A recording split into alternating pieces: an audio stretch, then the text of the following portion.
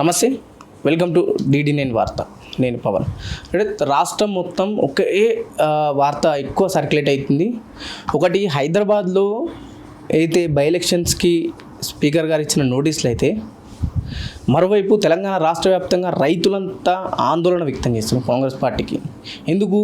ఈ యూరియా విషయంలో పెద్ద ఎత్తున రైతులు తిరగబడ్డ వాళ్ళని నాయకులు సమర్థించకుండా, నిజంగా మా తప్పు ఉంది అని ఒప్పుకోకుండా, రైతులే బజార్లకు వచ్చిన వాళ్ళంతా రైతులే కాదు, ఆ కొరత కూడా బీఆర్ఎస్ పార్టీ తీసుకొచ్చిందని మంత్రులు చెప్తున్నారు. ఈ మాటలు నేను కాదు, మంత్రులు స్థాయిలో మాట్లాడుతున్నాను. సో ఈ అంశాలపైన ఒకసారి మాట్లాడే ప్రయత్నిద్దాం. మనతో పాటు జూబ్లీహిల్స్ కార్పొరేటర్ వెల్దండి వెంకటేశ్వరరావు ముందుకు వెళ్తాం.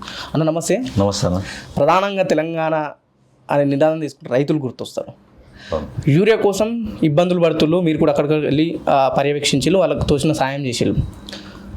రాష్ట్ర ప్రభుత్వం ఆదుకోకుండా వాళ్ళపైకి ఇంకా వీళ్ళే తిట్టేలాగా మాట్లాడుతున్నారు. దీన్ని ఎట్లా చూడొచ్చు? కేసీఆర్ గారు తెలంగాణలో ఉన్న ఎలక్షన్ అప్పుడు 2023 ఏదైతే ఎలక్షన్ ఉందో ఆ ఎలక్షన్ ప్రచారంలో చెప్పేసారు, కాంగ్రెస్కి మర్చిపోయి మీరు కానీ ఓటేస్తే రైతు బంధుకు రామ్ రామ్, యూరియా పోలీసుల్లో పెట్టేసి చెప్పులు పేపర్లు అన్నీ పెట్టేసి లైన్లు పెట్టి పేపర్లు పంపిస్తాను ఎలక్షన్ అప్పుడే చెప్పిండు. అది నిజం చేసి చూపించింది కాంగ్రెస్ పార్టీ.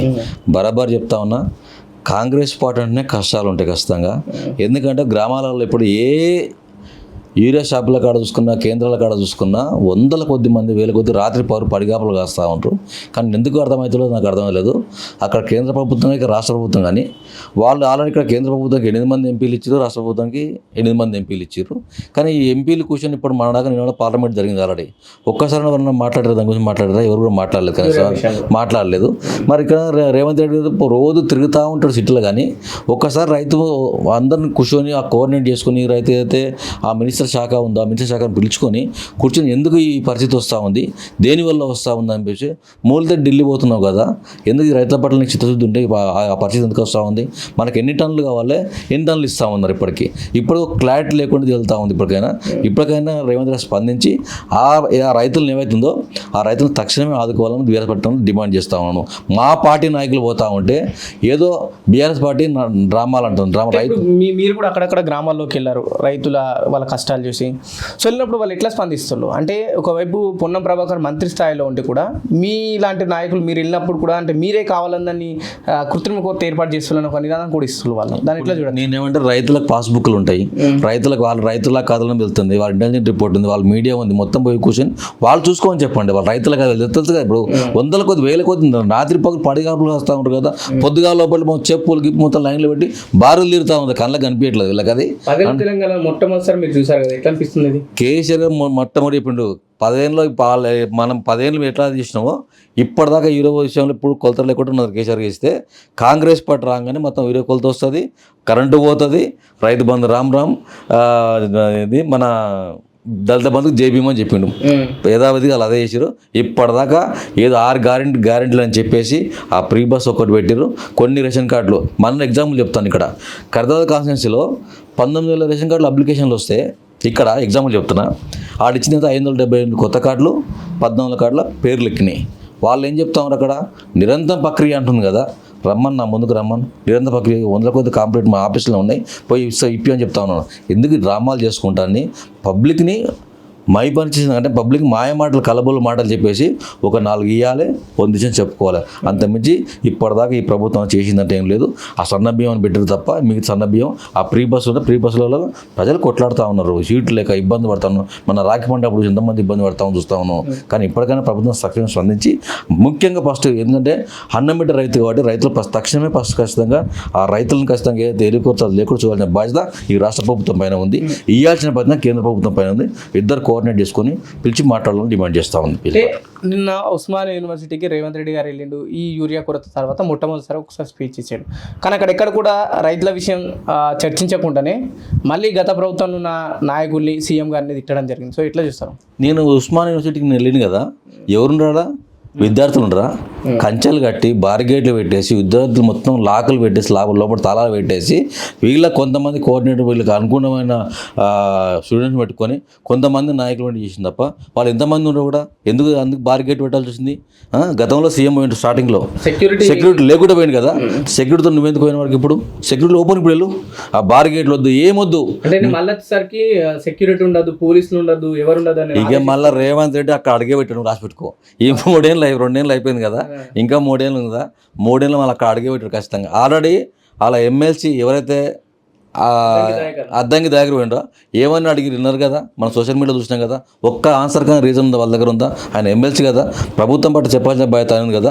కానీ మళ్ళీ ఓరు అక్కడ యూనివర్సిటీ కానీ వచ్చిన మళ్ళీ ఓరు ఫస్ట్ అండ్ లాస్ట్ అదే పోయిస్తారు. కానీ రేవంత్ రెడ్డి మాత్రం నెక్స్ట్ నేను వచ్చినప్పుడు వీసీ గారికి అక్కడున్న సిపి గారికి నేను ఆర్డర్ చేసిన ఆదేశం ఇస్తున్నా, నాకు ఒక పోలీసు ఉండద్దు, ఒక అధికారి ఉండద్దు, విద్యార్థులంతా ఎవరు నిరసన తెలుపుకోండి, ఆ నిరసన తెలపడానికి కూడా మీకు స్వేచ్ఛ ఇస్తున్నాను ఒక స్టేట్మెంట్ ఇచ్చింది. ఇప్పుడు ఆయన పోలీస్ ప్రొటెక్షన్ లేకుండా ఫస్ట్ గ్రామాల్లో పడతావు అని చెప్పాను ఎక్కువద్దు. పోలీస్ ప్రొటెక్షన్ లేకుండా నల్లమల పులి నల్లమల బిడ్డ అంటావు కదా, ఆ నల్లమలకు వస్తాను పోలీసు లేకుండా నేను కూడా వస్తా, పోదాంపా పోలీసు వద్ద ఏమొద్దు, మామూలుగా ఆ యూరియా ఎవరైతే కేంద్రాలు ఉన్నాయో అక్కడికి వెళ్దాంపా, నేను బట్టలు పిసి ఉరికిస్తారు అట్లనే ఉండదు. కానీ ఇప్పటికైనా తక్షణంగా రేవంత్ రెడ్డి గారు ప్రజలు నీకు లేక ఒక మంచి అవకాశం ఇచ్చారు, ప్రజల మంచి పాలన అందిస్తామని నమ్మిరు. కానీ నమ్మిన ప్రజలను మోసం చేయకుండా ఇప్పటికైనా ప్రజలకు మంచి చేస్తామని ఆశిస్తా ఉన్నాం. ఇప్పటికైనా ఇటు బీసీ వాదం 42% రిజర్వేషన్ల కోసం కాంగ్రెస్ పార్టీ బలంగా కొట్లాడుతుంది. కేంద్ర ప్రభుత్వంతో ఇక్కడ గవర్నర్ గారితో కూడా మేము కొట్లాడుతున్నాం, ఆర్డినెన్స్ ఎక్కడ కూడా జారీ చేయట్లేదు. 2 రోజులు మేము అక్కడ జంతర్ మంతర్లో ధర్నా చేసినా కూడా కేంద్ర ప్రభుత్వం పట్టించుకోలేదని చెప్పేసి ఇక్కడికి వచ్చి చెప్తున్నారు. సో వాటి గురించి ఏమంటారు? నేను బీసీ నిదానం అనేది నా కామారెడ్డి డిక్లరేషన్ పెట్టినా మీరు చేస్తూ ఉంటున్నారు కదా, మీరు 42% ఇస్తామని చెప్పారు కదా, మేము ఇచ్చినాకనే ఎలక్షన్కి వెళ్తామని చెప్పినాం కదా, మరి ఇప్పుడు ఎందుకు మళ్ళీ అట్లా వెళ్తా ఉంటున్నాం అంటే ప్రజల మోహన్ చేయను కదా. ఆల్రెడీ 52% మీ పార్టీ ఎమ్మెల్యే సస్పెండ్ అయిన ఎమ్మెల్సీ మళ్ళీ తిరుమల మల్లన్న గారే చెప్తున్నారు. 52% మాకు ఆల్రెడీ బీసీలో దొరుకుతూ ఉంది. ఇది కాదు మాకు ఇవ్వాల్సింది 40% ఇస్తే జనరల్ కోటలు మళ్ళీ బీసీలు చేసి కూడా ఆల్రెడీ 60% వెళ్తాను మల్లన్న గారు చెప్తుంటారు కదా. ఆ విధంగా ఎందుకు ఇవ్వట్లేదు, ఇప్పుడు ఎందుకు ఎలక్షన్కి వెళ్తా ఉన్నావు అంటే నీకు ఆల్రెడీ ఎలక్షన్కి వెళ్తే ఓడిపోతాను భయం ఉంది కాబట్టి ఈ డ్రామా అనేది ఒక ఏడాది పాపం కప్పుకున్నావు. ఇప్పటికి వెళ్తామని క్లారిటీ తెలియదు. ఇప్పటికి 40% బీసీలు అంతా పిచ్చోళ్ళు గారు 40% ఇచ్చేదాకా వదిలిపెట్టే సమస్య లేదు. అదేవిధంగా మీరు వెళ్తే మాత్రం కాంగ్రెస్ పార్టీ కర్ర కాసి వాళ్ళతో పెడతారు కష్టంగా. కొంతమంది నాయకులు చెప్తున్నారు వచ్చే నెలలు ఉన్నాయి, లేకపోతే తర్వాత వచ్చే నెలలు ఉన్నాయి అంటున్నారు. అంత మాయా డ్రామా అంతే. కూడా సీరియస్ గా అయింది, ఖచ్చితంగా సెప్టెంబర్ 30 లోపు పెట్టాలి ఎలక్షన్ అని చెప్పేసి పెట్టాలని పెట్టాలని మేము కోరుతా ఉన్నాం. ఎందుకంటే బస్తీ గ్రామాల ప్రాంతాల్లో అభివృద్ధి లేక ఇప్పటికి 1.5 ఇయర్కి కూడా అక్కడ సర్పంచ్ లేకపోవడం, వార్డు నెంబర్ లేకపోవడం, ఆ గ్రామాలను కానీ ఎక్కడ అభివృద్ధి సంక్షేమం మొత్తం ఆగిపోయింది ఇప్పటిది. కానీ ఇప్పటికైనా పెట్టాలి. ఎందుకంటే పల్లెలు బాగుంటే పట్టణాలు బాగుంటాయి. పల్లెలు బాగుండాలి ఫస్ట్ అక్కడ స్థానిక సమస్యలు కానీ చేయాలని కోరుతా ఉన్నాను. ఖచ్చితంగా తక్షణం పెట్టాలి. మీరు ఏదైతే ఇస్తామని చెప్పి 40% ఇస్తారో 40% ఇచ్చి వెళ్ళాలని మీరు డిమాండ్ ఇస్తున్నాం. 40% ఇవ్వకపోతే మీ కాంగ్రెస్ పార్టీ ఒకరు ప్రీసీలు ఎవరు కూడా ఓట్లేరు. మళ్ళీ చెప్తున్నా ఇచ్చే పరిస్థితి అనిపిస్తుందా తెలంగాణ రాజకీయ పరిస్థితులు చూస్తుంటే? ఎట్లా ఇస్తాడు? పోయిన ఢిల్లీకి పోయిండు, ధర్నా చేసిండు, గదం దుంకిరిపోయి పాలాభిక్షాలు చేసారు. ఇదంతా ఏమైపోయారు మరి? వాళ్ళు ఎందుకు ఇస్తలేవు? 40% ఇచ్చేది 50%. ఇప్పుడు ఆల్రెడీ ఉన్నారు కదా సర్పంచ్. ఇప్పుడు మీ పార్టీ ఎమ్మెల్సీ సస్పెండ్ అయిన ఎమ్మెల్సీ క్లియర్ డేటా మొత్తం రిలీజ్ చేసింది, ఆన్లైన్ రిలీజ్ చేసింది కదా. 52% ఇప్పుడు నువ్వు ఇంకా నువ్వు ఇచ్చేది 40%, నువ్వు కొత్తగా ఇచ్చేది ఏమో నాకు అర్థం కాలేదు. అంటే నువ్వు 52% ఉన్నది 40% తగ్గింది బీసీ గొంతు పోయింది తప్ప నువ్వు ఇచ్చేది కొత్తగా ఇచ్చేది ఏం లేదు. రేవంత్ అంటాడు ఏ బీసీ కూడా న్యాయం చేయడు. ఇయ్యాల చెప్తా ఉన్నాను, మినిస్టర్ వాళ్ళే రెడ్లే ఉంటారు, వాళ్ళ మొత్తం వాళ్ళ కమ్యూనిటీ వాళ్ళకు ఉంటారు తప్ప బీసీలకు న్యాయం కాంగ్రెస్ పార్టీలో న్యాయం చేస్తాం ఎక్కువ. ఆర్డినెన్స్ కోసం అటు రాష్ట్రపతి గారు ఇటు రాష్ట్రంలో గవర్నర్ నేనేమన్నా ఇప్పటికీ 40-50 సార్లు పోయినావు కదా, ఎందుకు ఢిల్లీ అసలు ఇలా ఉంది కదా ఆల్రెడీ, ఎందుకు పోతలేవు? నువ్వు వాడే ముందు అపార్ట్మెంట్ కోరు, అసెంబ్లీ తీర్మానం చేసినావు కదా, హాల్ కమిటీ మీటింగ్ పెట్టు, బీసీల పాటు రండి మనం పోదాం చెప్పట్టు. ఎందుకు ఎడతలే ఉన్నావు? నీకు నచ్చినట్టుగా పోతాను. బీసీలను మాయ మాటలు చెప్పాలి, మభ్యపరచాలి, వాళ్ళని ఎట్లా మోసం చేయాలని చూస్తూ ఉందో. మీ పార్టీ ఉన్న ఎమ్మెల్సీ రోజు నిరంతరం టీవీల ముందు మొత్తుకుంటా ఉండు, అరుస్తూ ఉన్నాడు. కానీ ఇక్కడైనా మీరు సోయి చేసుకోకపోతే ఈ రాబోయే రోజుల్లో బీసీలు మిమ్మల్ని ఎవరు కూడా ఎస్సీ ఎస్టీ మైనారిటీ బిడ్డలు మీ కాంగ్రెస్ పార్టీ ఎవరు నమ్మ పరిస్థితి లేదు. ఖచ్చితంగా చెప్తున్నా. తెలంగాణ రాష్ట్రంలో బై ఎలక్షన్స్ రాబోతుందని ఆల్మోస్ట్ కన్ఫర్మ్ అయిపోయింది. 10 మంది ఎమ్మెల్యేలు జంప్ అయిన ఎమ్మెల్యేలలో 5గురికి స్పీకర్ గారు నోటీసులు ఇవ్వడం జరిగింది. దాంట్లో ఖైరతాబాద్ అటు ఏదైతే స్థానం మాత్రం ఖచ్చితంగా కన్ఫర్మ్ అయిపోయింది. ఎంపీగా కూడా అంటే ఇప్పుడు చెప్తున్న ఎమ్మెల్యేలు జంప్ అయిన వాళ్ళు మేము ఇక్కడ కూడా పార్టీ మారలేం, సీఎం రేవంత్ రెడ్డి గారు వాళ్ళ డెవలప్మెంట్ నచ్చి పద్ధతిగా నిల్చున్నాం, పార్టీ మారలేమని చాలామంది చెప్తున్నారు. దాంట్లో కూడా కన్ఫర్మ్ అయిపోయింది. అంటే పార్టీ బీఫామ్ మీద ఎంపీకి కూడా పోటీ చేసిన వాళ్ళ గురించి ఏం చెప్తారు? ఎవరున్నా పోయినా 10 మంది ఖచ్చితంగా పోతారు, వాళ్ళు ఇంకో ముందు పోతారు. ఫస్ట్ పోయేది మాత్రం కర్తవ్యం మీద దహన అయితే ఊసిపోవడం పక్కా, ఇది మాత్రం డౌట్ లేదు. ప్రభుత్వం సిద్ధశుద్ధి ఉండి ఇవాళ ఈ కోట్ల పైన దేశం పట్ల రాష్ట్రం పట్ల కోట్లని గౌరవించే విధానం ఉంటే ఖచ్చితంగా ఫస్ట్ మొట్టమొదటి పోయే వ్యక్తి దానాయంద్ర పోతారు. నాకున్న సమాచారం నిన్న మన మీటింగ్ పెట్టుకురు, నాకు ఈ సీట్ వద్దు, నాకు అక్కడ జూబ్లీ సీట్ కావాలని అడుగుతా ఉన్నాను. ఇంటర్నల్ మీటింగ్ చెప్తా ఉన్నాను. వాళ్ళ కార్యకర్తల సమాచారం ఇంటెలిజెంట్ రిపోర్ట్గా నా మీడియా ప్రెస్ కవరేజ్ నాకు తెలిసిన సమాచారం ఎక్స్పైర్ ఉండొచ్చు ఉండకపోవచ్చు, కానీ ఏదేం చేసినా ఫస్ట్ మొట్టమొదటి పోయే సీట్ మాత్రం దానాయంద్ర పోతుండు. ఖచ్చితంగా ఆల్రెడీ ఈ పాటు పోయిన నెక్స్ట్ టైంకి అయితే ఇక్కడ చేసినా అక్కడ చేసినా ఎక్కడ పోటీ చేసినా ఈ పాటు ఖచ్చితంగా దానాయంద్ర అనే వ్యక్తిని ఖచ్చితంగా ఇంటికి పంపిస్తారు. ప్రజలు బాగా ప్రజలకు ప్రజలకు తెలుసు, అభివృద్ధి చేస్తలేరా అధికారం.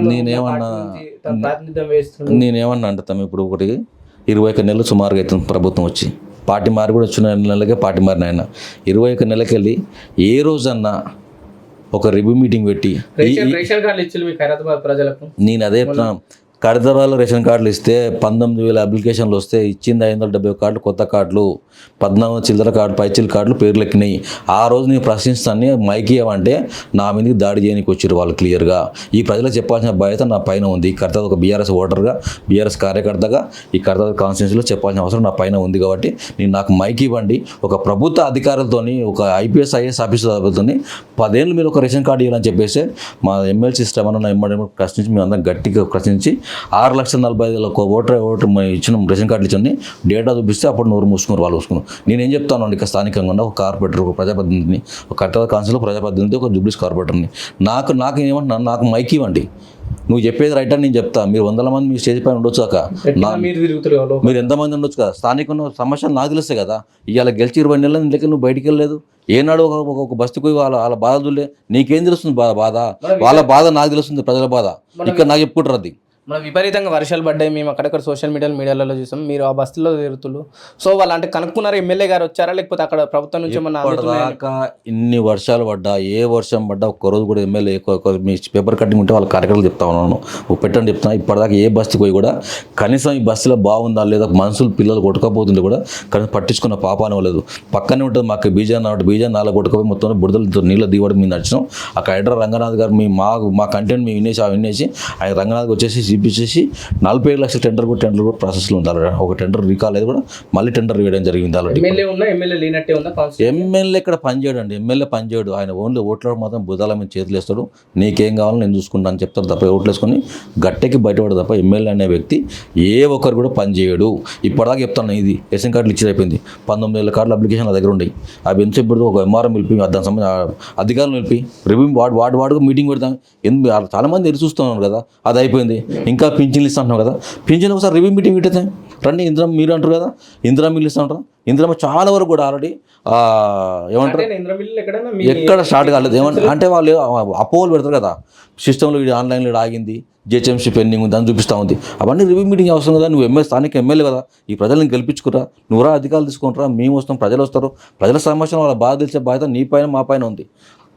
పార్టీలు పెరగవచ్చుగా, కానీ ప్రజలు మనం అల్టిమేట్గా మనం గెలిపించుకోరు కదా, వాళ్ళు న్యాయం చేయాలని మేము ఆశిస్తూ ఉన్నాను. కానీ ఇప్పటికి అవన్నీ లేవు. నాకు మినిస్టర్ ఎప్పుడు ఇస్తావు, ఎప్పుడు రాజీనామా చేయాలి, ఏ లక్షలు కొట్లాడాలని తిరుగుతారో దినంతా తిరుగుతూ ఉన్నాడు. కానీ ఆయన మినిస్టర్ ఇస్తే అదిలో నీకు మినిస్టర్ ఇచ్చినా మినిస్టర్ ఇవ్వకున్నా నేను ఈ పార్టీ ఖచ్చితంగా బైపోల్సిన ఖచ్చితంగా ఒడుగుంటికి పంపించే బాధ్యత బీఆర్ఎస్ పార్టీ కార్యకర్తలు, బీఆర్ఎస్ పార్టీ ఉద్యమకారులందరూ ఖచ్చితంగా తీసుకుంటారు.